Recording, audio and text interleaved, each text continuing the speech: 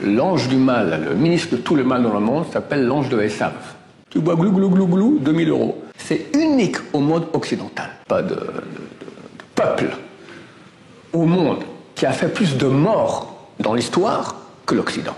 Chazal disent, regarde combien sont grands les grands d'Israël et comment sont nuls les grands des Goïm. Alors c'est toujours mieux de taper dans le mur que de taper dans sa femme, mais tu tapes. Tape pas, mais j'en peux plus, n'en peux plus.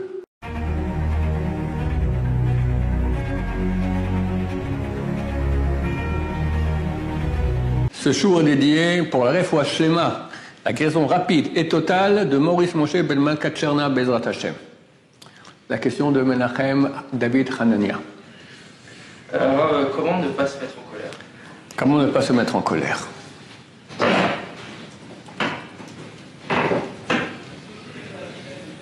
On va expliquer un peu qu'est-ce qui se passe quand on se met en colère. Après, on va étudier comment ne pas se mettre en colère.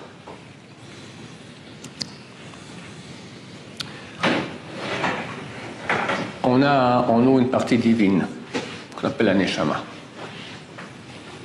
qui est un grand cadeau d'Hachem.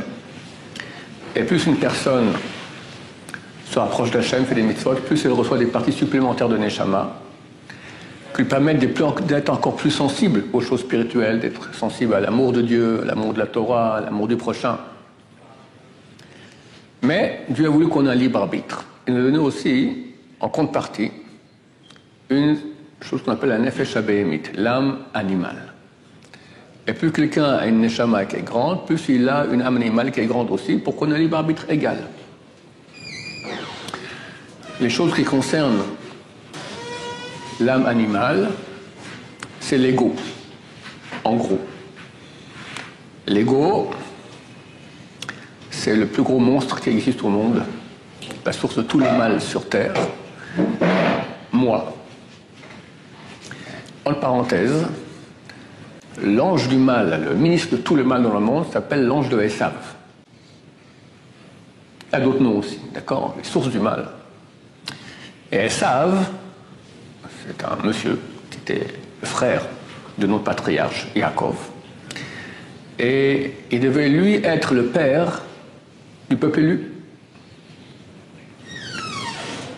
Il a un surnom, Édom. Pourquoi est-ce qu'on l'appelait Édom? Quelqu'un sait? C'est le rouge, non? Rouge signifie... Édom signifie rouge. Pourquoi est-ce qu'on l'appelait Esav? On l'a surnommé Rouge. À cause du prénom. Il a demandé le mot de ce rouge. Très bien. Alors, les mauvaises réponses sont... Il était sanguinaire. C'est vrai, mais c'est pas pour ça qu'on l'appelait Édom. Il était roux. C'est vrai, mais c'est pas pour ça qu'on l'appelait Édom. Pourquoi on l'appelait Édom? C'est une histoire incroyable, mais absurde. Un beau jour, il revient de la chasse. Il est fatigué. Son frère Yaakov cuisine un plat de lentilles de variété rouge. Et Esav lui dit, je suis crevé, j'ai faim, tu peux me donner la... Abreuve-moi de ce rouge. La Torah dit, et on l'a appelé rouge.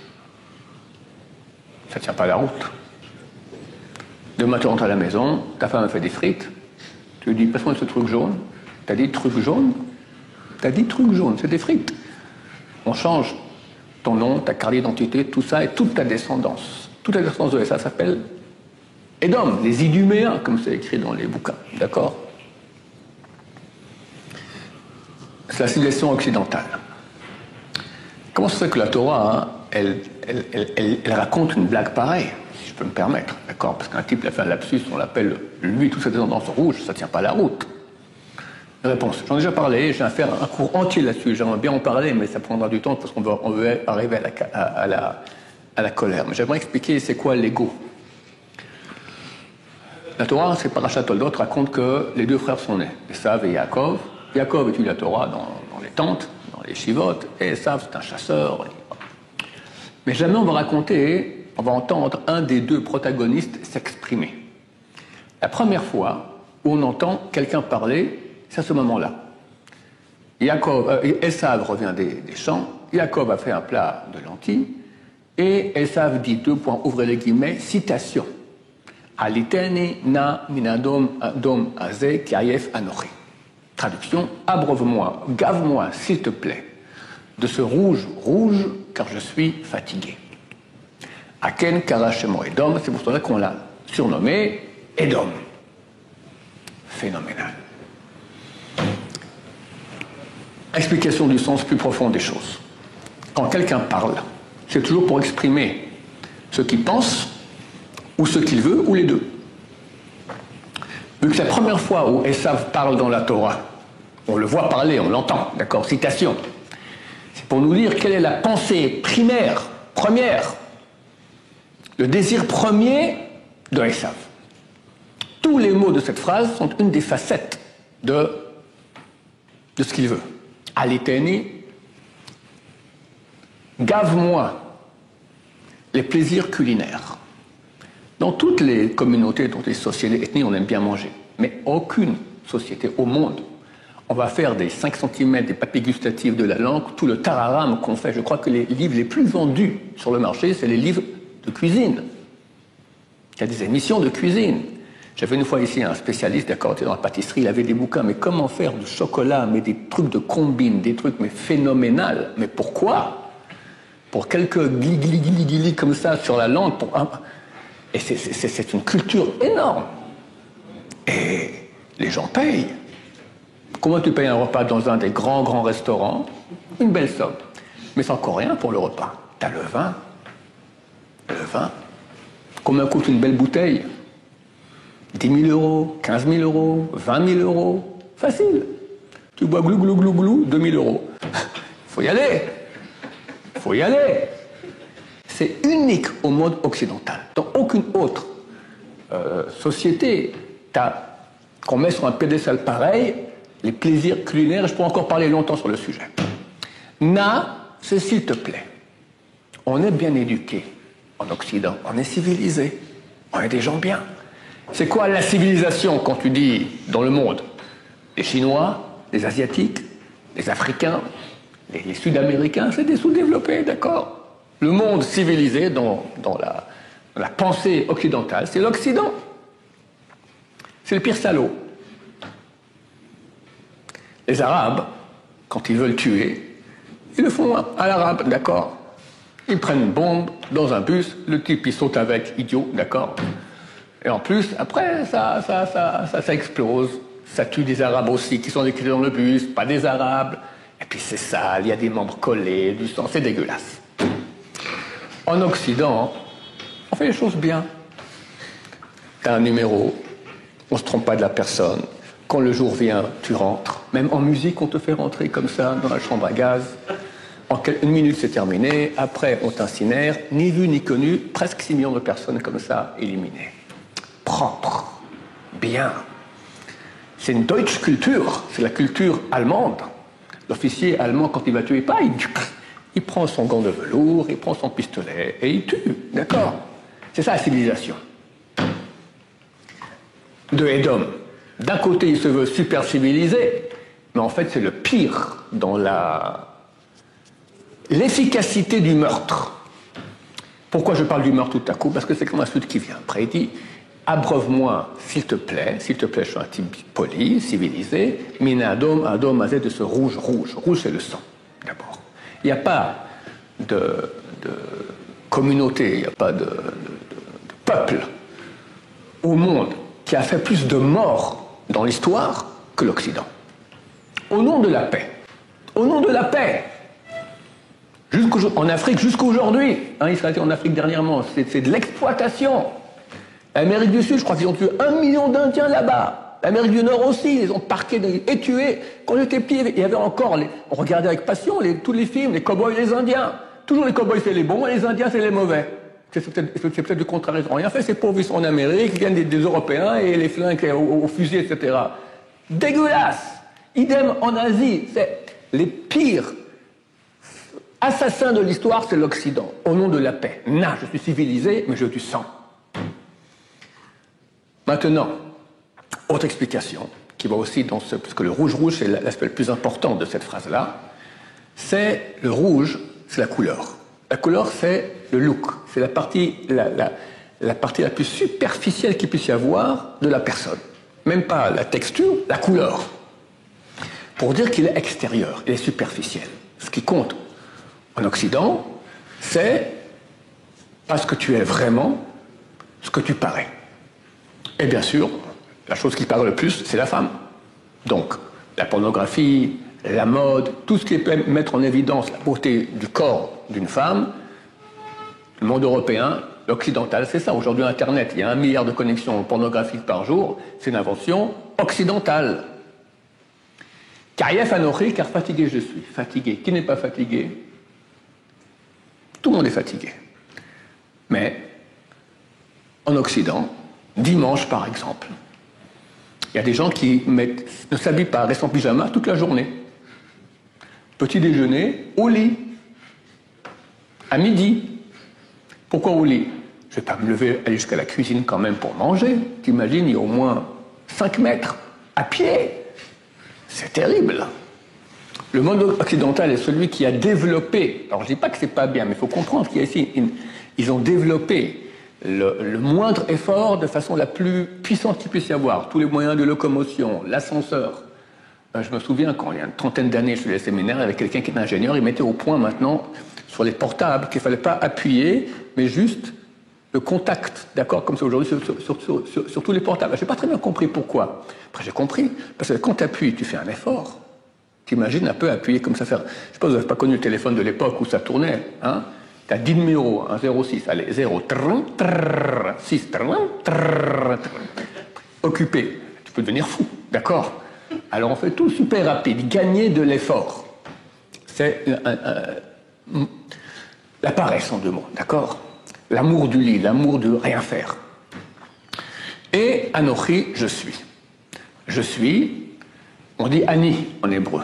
Mais Anochi, c'est le terme que Dieu va employer, le premier terme, le premier mot des 10 commandements pour dire je suis Dieu. En Occident, je suis Dieu. Ça veut dire, d'abord, c'est moi le plus important. Deuxièmement, personne ne va me dire comment je dois vivre. D'accord? Donc, mon cher ami, t'es créé, tu fais pas ce que tu veux. Non, ça va pas. J'ai le droit de décider ce que je veux être dans ma vie. Oui, mais Dieu t'ordonne. Insupportable, insupportable. C'est marqué dans le prophète, Pharaon disait « Liori vanati asitini » à moi est le Nil et c'est moi qui me suis créé. Et il était idiot de croire qu'il s'est créé lui-même. C'est-à-dire c'est moi qui décide quels sont les buts de ma vie. C'est pas quelqu'un d'autre, ni Dieu, ni rien. C'est moi le Dieu de moi-même. Ça, c'est l'ego. Chaque partie de cette phrase-là, elle est un des aspects de l'ego. L'amour de la nourriture, des plaisirs, le meurtre, l'agressivité, le plaisir des yeux. Alors, Karief, le plaisir du lit, la paresse, et l'orgueil. Ça, c'est l'ego. C'est la partie animale qui est en nous. Et Dieu nous a donné une partie animale et une partie divine. Maintenant, quand on fait un peu trop guili à la partie animale, sa réaction, c'est aboyer. D'accord? Comme un animal, ou rugir. Ça s'appelle la colère. Quand les choses ne vont pas comme mon ego veut, ça provoque ma colère. Soit on m'a traité de quelque chose que je ne suis pas d'accord, soit on ne fait pas ce que je dis. Je suis le maître de maison, ma femme ne fait pas comme je lui ai demandé 10 000 fois, mes enfants, mes employés, etc. Ça provoque la colère. Ou même, tu n'es pas le directeur, tu es l'employé. Mais le directeur te fait une bonne correction. Tu es énervé, d'accord? Chaque fois que les choses ne vont pas comme mon ego veut, la réaction, c'est la colère. Donc en fait, la colère est un résultat de mon orgueil. Les gens n'aiment pas entendre cela, mais il faut le savoir. Attends, qu'est-ce qui se passe quand on se met en colère? Il se passe une chose terrible. On attire sur soi une âme, c'est pas comme ça que ça se passe. Notre âme divine nous quitte. Et rentre à la place une âme impure, un point tel qu'il est écrit que celui qui se met en colère au point où il va casser des ustensiles ou déchirer des habits, c'est comme s'il pratique l'idolâtrie. Il prend une croix, il se met chez la maison et il se prosterne. Idolâtre, mais non, juste mis en colère. Non, parce que la force impure qui vient, elle est très très impure et tu es en train de la servir. Et tu fais ce qu'elle te dit. Qu'est-ce qui se passe? Comment les gens, même en Occident, ils disent, quand ils s'énervent, ils disent « j'étais hors de moi ». Pourquoi hors de toi? Vraiment, c'est ça. Toi, tu quittes toi. Ton âme divine, elle n'est plus là, elle est partie. Et tu deviens animal Tu dis des choses que tu n'aurais jamais dit normalement, après tu regrettes. Et des fois, ça va plus loin. Même des actes, d'accord? Tu tapes, etc. D'accord? Alors des fois, tu tapes dans le mur. J'ai connu quelqu'un qui s'est cassé le poignet parce qu'il a un grand, il s'est énervé et donné un coup de poing. Et sa femme, alors c'était où le mur? La femme, elle a donné Baruch Hashem dans le mur. Puis des fois, des gens préfèrent leur femme. D'accord? Hashem Ishmor. Hashem Ishmor. Ici en Israël, pendant le Covid, il y a eu 3 cas d'assassinat. Parce qu'ils vivent en confinement les deux ensemble. Il tient 1 semaine, 2 semaines, 3 semaines, à la fin il est trempé. D'accord? Il tient pas le coup. Elle m'a énervé. Elle m'a énervé. Et les pires choses du monde arrivent par des gens qui s'énervent parce qu'ils ont quitté toute logique, toute direction de leur être et ils sont les serviteurs du mal et le mal leur dit de faire n'importe quoi, ils le font. Ils le font. Quand j'étais jeune, je me souviens, il y avait, j'étais chez un ami et il y a eu un feu dans la maison en face. Et c'est terrible, parce que déjà le type était tombé, il y avait une pelouse en bas, il était tombé, il ne pouvait plus bouger, il était encore vivant, il bougeait un peu, mais il ne pouvait pas se lever. Et il y avait le feu, et il y avait une femme avec un enfant, elle ne pouvait pas sortir. La femme est sortie, elle est tombée, et elle a lancé l'enfant. Ils ont essayé de le rattraper, ils l'ont raté. Baruch Hashem est tombé dans un arbuste, il n'est pas mort. La femme est tombée sur la nuque. Terrible, terrible. Après, il s'avérait qu'est-ce qui s'est passé? Ils sont engueulés, lui et elle, il s'est énervé, il a pris de l'essence, il a mis le feu, il a sauté par la fenêtre. Il s'est tué lui, il a tué elle, et son enfant est devenu orphelin. D'accord? Rien que par une colère. C'est complètement dingue. Donc, c'est la pire des choses qu'il puisse y avoir. La Kabbalah dit que quand quelqu'un se met en colère, toutes les mitzvot qu'il a fait le quittent. Terminé, tu recommences ce que tu as fait dans ta vie à zéro. Moi, j'ai voulu expliquer, j'espère que j'ai pas tort. C'est incroyable, le type, il bosse toute sa vie, puis une fois à l'âge de 70 ans, 80 ans, 2 jours avant sa mort, quelqu'un le met en colère, tout ce qu'il a fait ne vaut plus rien. Il n'a plus rien, c'est pas concevable. Je pense que ça signifie, c'est ça. C'est que quand quelqu'un fait des mitzvot, il amène sur lui de la sainteté, une proximité de Dieu. Quand il se met en colère, ça part. C'est pas que dans le ciel, quand il arrivera après 120 ans, dans le calcul des mitzvot qu'il a fait, qu'il aura passé, toutes les mitzvot qu'il a fait, elles vont compter. Mais la proximité de Dieu à laquelle il a accédé grâce au fait qu'il s'est retenu de faire des péchés et s'est sanctifié, toute cette sainteté, cette proximité de Dieu, ça, elle le quitte quand il se met en colère. Il faut reprendre tout le début, reprendre tout depuis le début. Terrible! Bon, ça, c'est la colère. Maintenant, comment ne pas se mettre en colère? Vu que la colère est provoquée par l'ego, il faut travailler sur l'ego. Commencer à être humble. Et ça se fait il y a plusieurs axes de travail. Le premier, comprendre qu'on n'est rien. Que tout ce qu'on a comme qualité et réussite, c'est parce que Dieu nous a donné. Même si j'avais le choix maintenant, on voit que Dieu, parce que j'ai une épreuve, je veux dire, je sais pas, moi, je vais dans la rue, puis il y a une belle fille qui passe, je regarde pas. Ok, j'ai un mérite, j'ai fait la mitzvah de la Torah de ne pas regarder une femme, d'accord? Parce qu'on dit dans le Shema Israël 2 fois par jour. Ok, alors c'est grâce à moi quand même. Oui, c'est vrai, tu auras un mérite là-dessus. Mais ce moi dont tu parles, ce grâce à moi, d'où il vient? Tu t'es créé, Dieu t'a créé. Commence à comprendre qu'on n'est rien. Le compliment, la qualité summum que donne la Torah sur Moshe Rabbeinu. Une seule fois, la Torah parle d'une qualité de Moshe Rabbeinu. C'est qu'il était le plus humble de tous les hommes sur terre. Moshe Rabbeinu, c'est le plus grand calibre qu'ait connu l'humanité jusqu'à Mashiach. On ne dit pas qu'il était intelligent, on ne dit pas qu'il était courageux, on ne dit pas qu'il était bon, on dit une seule chose, qu'il était humble. Il y a un travail énorme à travailler sur l'humilité. Comment on fait ça? D'abord en comprenant que crois pas que ce que tu as fait, c'est grâce à toi, c'est Dieu qui t'a donné, c'est Dieu qui t'a aidé, c'est Dieu qui t'a créé. T'es rien. Benarnouma. Chazal disent, regarde combien sont grands les grands d'Israël et comment sont nuls les grands des Goïm.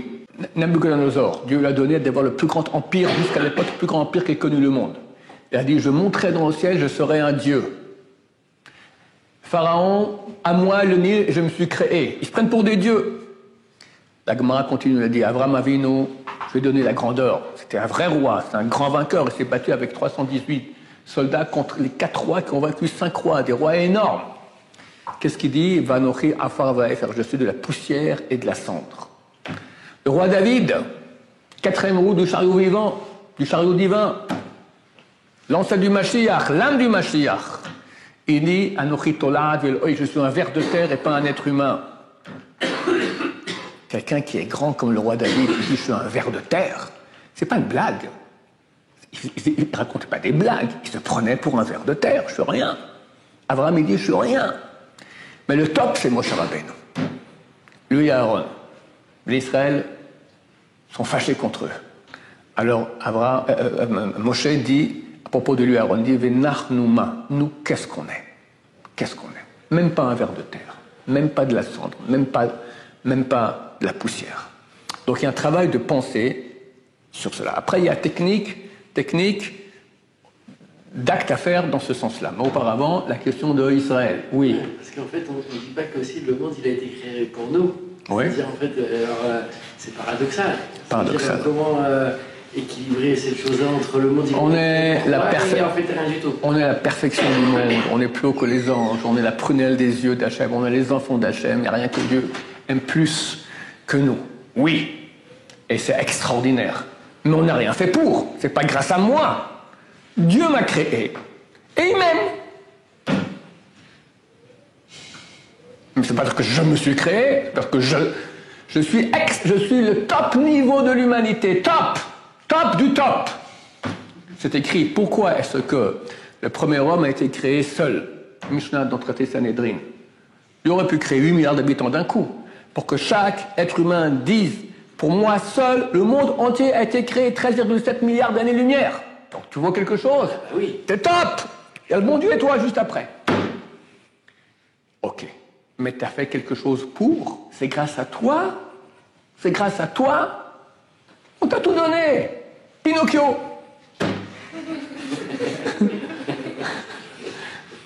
Il est quelqu'un, Pinocchio. Pauvre type, menteur. D'accord. Il est créé, il n'a rien. Non, moi je. T'imagines un peu, tu vas créer un Pinocchio, elle est là, et ce type il se vante sans cesse, j'ai fait ci, j'ai fait ça. Eh oh, Pinocchio, j'appuie sur le bouton off, tu te dégonfles, il n'y a plus rien. Arrête. C'est ça, on est extraordinaire, mais on n'a rien fait pour. Comment travailler là-dessus au niveau technique? Et ce que je veux dire maintenant, ce sont des choses qui sont dures à faire. L'ego, c'est nous, toute la journée. Tous nos désirs, qui ne sont pas des désirs de Torah, il faut commencer à les... on ne peut pas les enlever, c'est impossible. Il faut commencer à les limiter, à les diminuer. D'abord, te vanter. Qui n'aime pas dire les qualités qu'il a? Qui n'aime pas qu'on lui dise ses qualités? Se battre contre cela. Même prendre la parole en public. On est à table, ou un repas familial, ou tu es avec les copains, d'accord. Chacun prend la parole un peu, il raconte une blague, hein, on l'écoute, d'accord. Tais-toi. Très dur. Pourquoi c'est dur? Mon ego, je suis là. Ensuite, quand ça ne va pas comme tu veux, d'accord, tu as une réaction tout de suite qui commence à monter, retiens. Il y a une erreur commune en Occident, qu'on pense que lorsqu'on se retient de s'énerver, et on est plein d'agressivité, de haine, il faut la dégager. Parce que si on se retient, alors ça va faire des malheurs chez nous. C'est faux. La Torah dit juste le contraire. Plus tu te retiens, plus tu fais des efforts pour juguler une haine, une agressivité, moins tu auras de la haine et de l'agressivité. Ça va habituer ton âme animale à se la fermer, à s'écraser. Si tu lui donnes une ouverture, il va rester le même. D'accord? Alors c'est toujours mieux de taper dans le mur que de taper dans sa femme. Mais tu tapes. Tape pas. Mais j'en peux plus. N'en peux plus. Au bout de 100 fois, au bout de 1000 fois, le corps, il se calme. C'est un animal. Il faut le dompter. Nous, on est le cavalier. Si on laisse faire l'animal, il est fou. Le retenir. Plus on retient de se mettre en colère, moins on se met en colère. Et comme explique Michel Charim, tu as une colère ou quelqu'un, comme je dis, il devient complètement fou, d'accord? Tu en as un, il crie, mais il tape pas. Tu en as un qui parle fort, mais il crie pas. Tu en as un qui parle doucement, mais on voit qu'il boue intérieurement. Tu as un qui boue intérieurement, puis il n'arrive pas à se calmer. Tu as un qui boue, mais il se calme rapidement. Puis tu as un qui ne boue même plus. D'accord? Ça, ce sont les différents niveaux. C'est un travail d'effort, et il n'y en a pas d'autre. D'effort sur soi-même, se retenir. Arrivé, quand il y a quelque chose qui arrive, d'abord, tu décroches. Ne mets pas en situation où tu vois, ta femme te dit ping, tu réponds pong, elle refait ping avec un majuscule, pong, d'accord, à la fin, c'est les missiles balistiques. Tu décroches, tu pars, tu dis, ok, bon, écoute, je vois qu'on est énervé, on en reparlera demain. D'accord, elle te poursuit. Ou toi, tu la poursuis, hein. Arrivé, quitter le ring, d'accord, c'est dangereux. Maintenant, même après cela, tu as des effluves qui montent et tu veux reprendre. Calme, n'en parle pas, ça sert à rien. Calme l'animal qui est en nous. Ensuite, tous les plaisirs que nous recherchons, dormir, manger, les filles, l'honneur, tout ça provient de l'ego. Quand tu vas juguler, tu ne peux pas arrêter ça, mais tu vas travailler là-dessus aussi. Alors, l'animal devient... Le but, c'est de le rendre humain. D'accord?